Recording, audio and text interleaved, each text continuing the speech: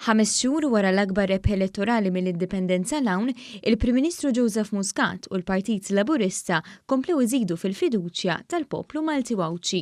Dan skont stħarriġ tal-Maltatoday li reġa' konferma vantaġġ politiku ta' 22% bejn il-Partit Laburista u l-Partit Nazzjonalista. Il-Partit Laburista żied fil-fiduċja fost l-etajiet u reġuni kollha tal-Gżejjer Maltin. L-istħarriġ jinnota li minn dawk li fl-2017 jivvutaw lill-Partit Nazzjonalista, 57% biss huma lesti li jerġgħu jivvutaw lill-partit tagħhom f'każ li kieku kellha ssir elezzjoni għadha. Għal kuntrarju, l-Prim Ministru Joseph Muscat kompla jżid fil-fiduċja fuq il-kap nazzjonalista Adrian Delia. Fil-fatt, id-differenza bejn iż-żewġ mexxejja telet għal aktar minn 37%.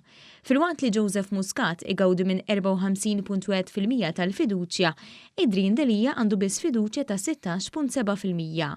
Hawnhekk il-ġurnalista tal-Maltatoday nnota li bħal meta wieħed ikun fuq treadmill, Adrian Delia qed jaqdef u jibqa' fl-istess post. L-istħarriġ jinnota wkoll li Joseph Muscat qed igawdi fiduċja ta' 45.7% taż-żgħażagħ, filwaqt li Adrian Delia għandu biss il-fiduċja ta' 7% taż-żgħażagħ.